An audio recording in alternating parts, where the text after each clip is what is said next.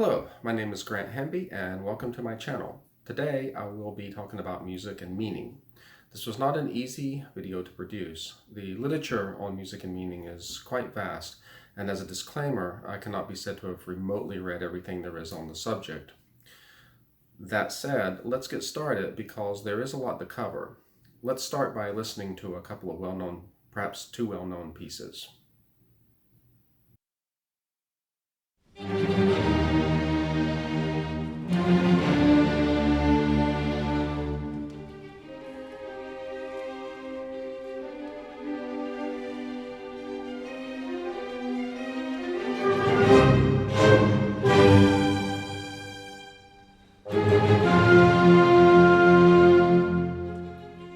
Okay, that was obviously an almost too well-known piece. I'm sure most people know what that piece is, the opening of Beethoven's Fifth Symphony.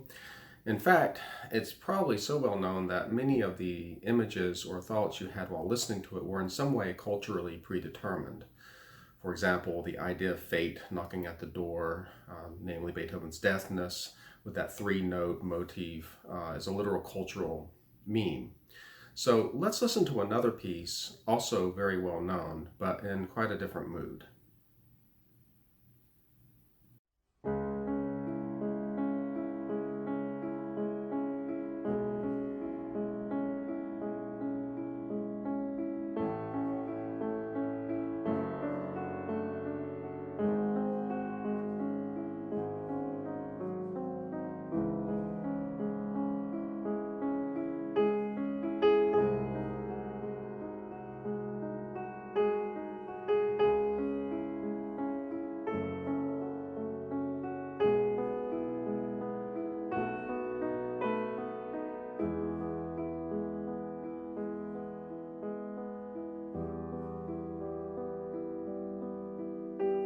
Okay, again, Beethoven, but this time the piece is in a very different mood and instrumental texture.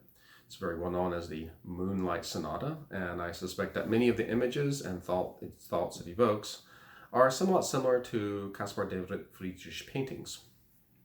So for example, this painting.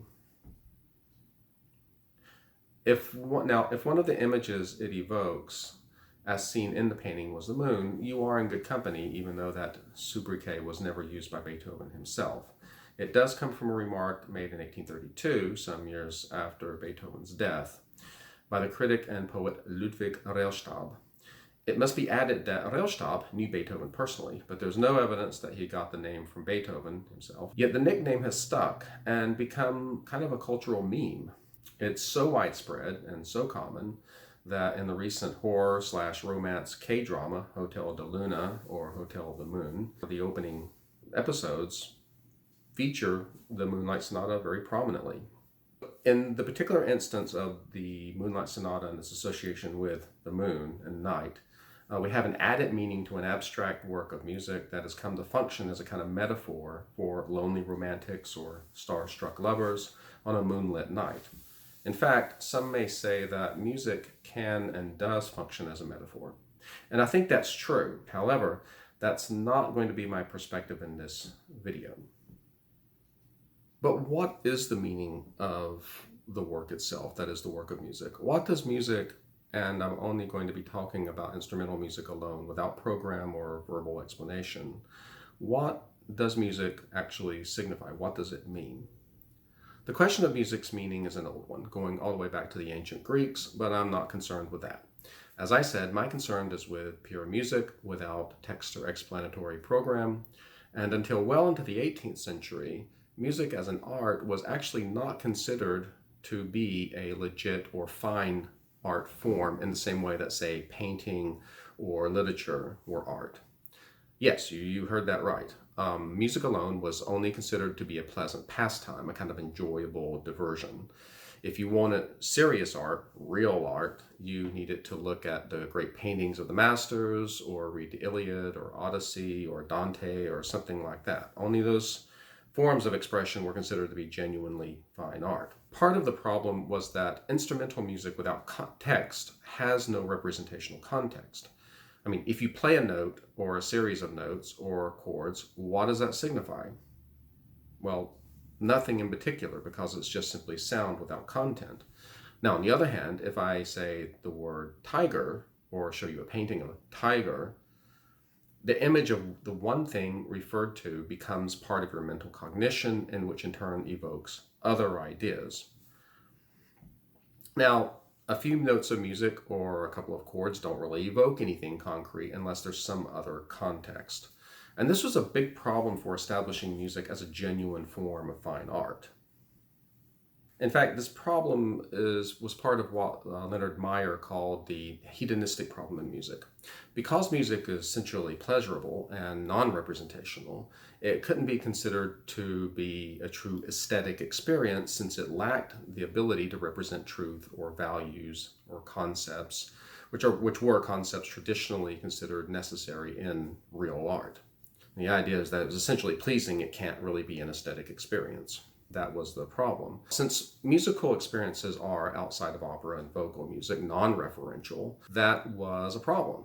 So a veritable war was waged in the 19th century over the value and meaningfulness of instrumental compositions without program or text. On one side were the formalist, or what Meyer called the absolutist, argued that music's meaning was the music itself, insofar as the key to the meaning was found purely in the architectural structure of the work. That is, the relationship between the different tones within the work. They believed that the meaning that music conveys exists through the musical relationships between the tones and their perception by the listener. That's very similar to coherence theory and meaning theory is philosophical, but we don't really need to get into that. On the other side were the expressionists. Meyer calls them the referentialists, who argued that music, even abstract instrumental music, always refers to something beyond itself that provides it with a kind of emotional ballast to give it meaning. They believe that music represents some emotional or ideational states that lay outside of the music, similar to, in meaning theory, similar to constructivist or even consensus theory, but again, we don't really need to get into that. Asked the question whether Beethoven's Moonlight Sonata would still be a meaningful listening experience without the sobriquet of Moonlight, the formalist would answer that it's more meaningful if it doesn't have that title, whereas the referentialist would answer that it's meaningful because it has that title. Both camps tended to regard Beethoven as a touchstone who validated their aesthetic positions, even though he was generally unavailable for comment after 1827. I've already mentioned the name Leonard Meyer, and he was a composer and a philosopher who pro-offered a solution to this problem in the 1950s. I find Meyer's solution to be particularly insightful, and so for the rest of this video, I want to outline a solution to the problem. Part of Meyer's genius was to collapse the dichotomy between the affective and the rational that had so long been a part of Western philosophy, especially since the French philosopher René Descartes, who argued that the rational and the emotional existed in two completely different realms of being. The emotional was firmly rooted in the body, and the rational was firmly rooted in the mind, and the mind and the body don't really relate to each other at all. They're two different entities. Modern neuroscience has conclusively shown that this split was fundamentally wrong. And Meyer himself was really years ahead of his time in asserting that the supposed rational and emotional are one and the same set of mental processes. Speaking of being ahead of oneself, I've gotten a little ahead. So let's go on to Meyer's argument pertaining to music specifically. So what do all these dichotomies and these splits have to do with the question of meaning in music? Well, a lot, as it turned out.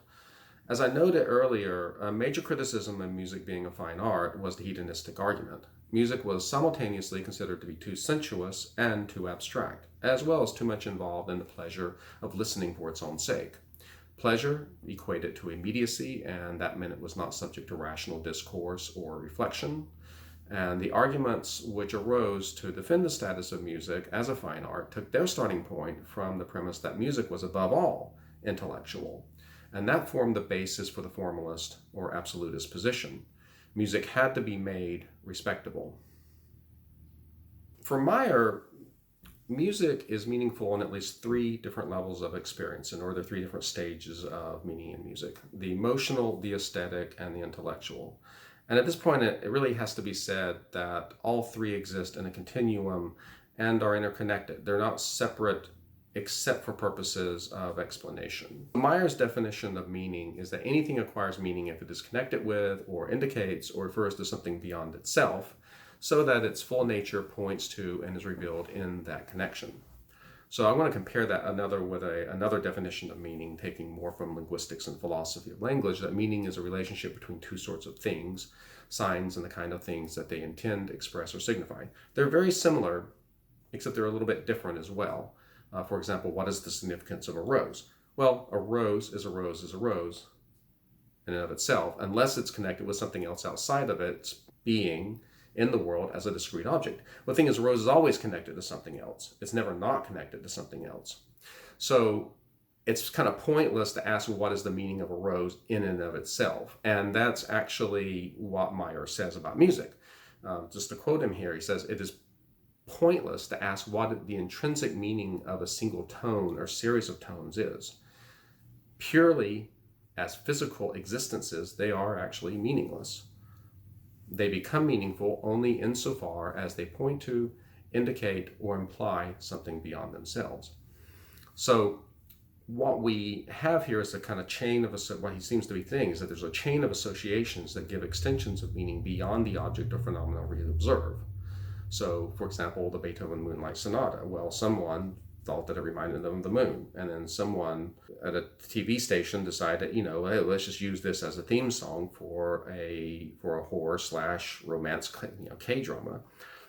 The chain of associations continue to give it meaning and continue to both widen and enrich its meaning. What the notes are in and of themselves, it's very difficult to ask, and that was actually one of Meyer's criticisms of the absolutist positions, that they can never account for why individual notes relating to one another are meaningful in the first place.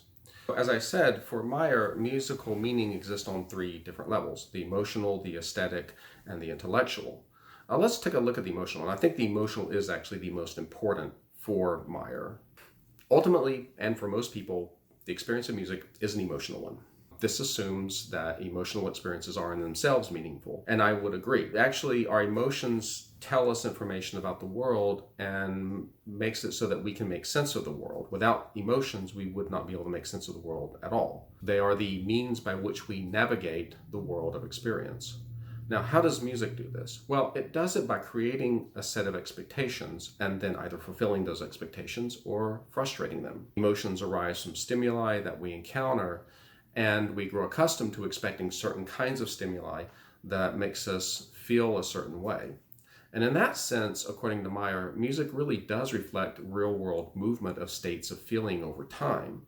When we listen to a piece of music, expectation comes from having heard other pieces, which in turn builds habits of listening that reinforce our expectations, and also creates emotional states that engage all our higher mental capabilities.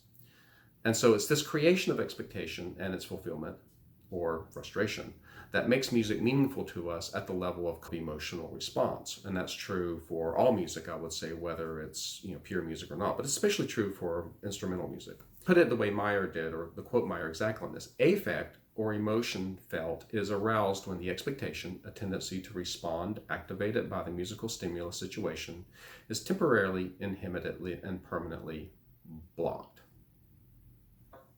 This effect is not universal, and by which Meyer means that music as a phenomenon is bound to its time and culture. What may elicit an emotional response in one culture or time may not in another. This is a very important point. As he said, absolutists argued that the meaning arises from the musical processes themselves, but they could never explain how. According to Meyer, music gestures acquire meaning within the context of musical structures. So, one thing Meyer emphasizes is that our expectations are largely determined by our cultural milieu, or our own musical experiences and training, if any. I would argue that there are also other factors related to personality and perhaps intellectual leanings, but I'll save that for another later video. Meyer emphasizes that it is the effective, seamlessly combined with intelligence that gives rise to our expectations. For example, he notes that given a certain training in 18th or 19th century common harmonic practice in Europe, when we hear a dominant seventh chord out of context, we would still have the expectation of a resolution, because that's what dominant seventh chords do. They resolve to the tonic. So what I mean specifically here is that when there is a codification of a grammar or of a syntax of any particular style, for Meyer, that becomes a norm or a normative set of rules. When an artist or creator upends those rules or deviates from them, then the style is altered. And if the deviation becomes common, then it becomes a new norm. Thinking back on what I just said a few moments ago, I said that expectations can either be fulfilled or they can be blocked. And Meyer seemed to think that when they're blocked, that's when you get the real emotion. Because you have a norm and a composer deviates from that norm, it's going to elicit a stronger response. Let me demonstrate what Meyer is getting at least partially. Now, if you were a relatively trained listener at the Vienna Burgtheater on April 2nd, 1800, you would have heard a new symphony by a young composer named Beethoven, with what was a strange introduction for a symphonic work. According to the classical sonata style, the home key is supposed to be well established, and the introduction is the most stable element of the work, tonally speaking. Beethoven's First Symphony begins with a chord, which is root is in C, which is the same key as the symphony itself. It's in C major. The only problem is that it's a dominant seventh chord built on a C. Whereas the audience would have expected a C major chord, they got a dominant seventh chord for the key of F major rather than C major. So we have the wrong chord in the wrong key and kind of at the wrong time. Let's take a listen to that. Or let me demonstrate that. Beethoven's First Symphony, it's in C major, so you would expect the beginning chord would have been something like that. But we don't get that. And as Meyer says, basically, if you hear a dominant seventh chord, you expect its resolution. With dominant seventh chord, expect its resolution, which goes to F major, from C major 7 to... And what gives it that tension are these two notes here, the tritone. So it's a really odd thing for him to do, to flatten the seventh and force it to go down there, but also force the C to go down there. So even though it kind of starts in the correct key, then it goes. But then he delays our expectations again with this chord.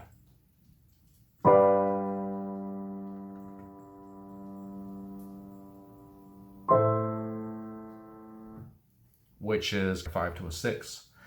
And then from there, he again throws us another curveball, right?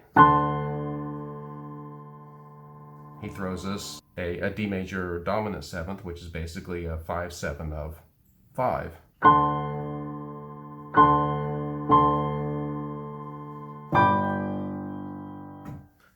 It ends on a half cadence, the 5 of the main key 1. But there's all this moving about with these deceptive cadences and then with these dominant seventh chords that are not a dominant seventh in the key of C major. So it's a really interesting piece from that perspective. Haydn, who was Beethoven's rather erstwhile and sometimes negligent teacher, had done similar things in his string quartets, but it needs to be noted that chamber music was generally written for connoisseurs. For private entertainment. This was a public event of a work that normally was played, well, more publicly. The effect in the context would have been a bit comedic, and laughter or amusement are emotional responses. Though from the recorded opinion at the time, there was more confusion than laughter. It's like, why did he do this? This was confusing. Now, as Meyer states, musical styles themselves are more or less complex systems of sound relationships understood and used in common by a group of individuals. And in the opening of Beethoven's First Symphony, Beethoven deviated from the aesthetic norms for symphonies that were common within his particular culture, within this particular group of individuals at that time. In other words, he subverted the expectations of the audience, or one could even say he blocked the expectations, to use kind of more Meyer's terminology. This deviation created meaning not just at the level of affections, but but also aesthetically and intellectually, even if they were not immediately recognized.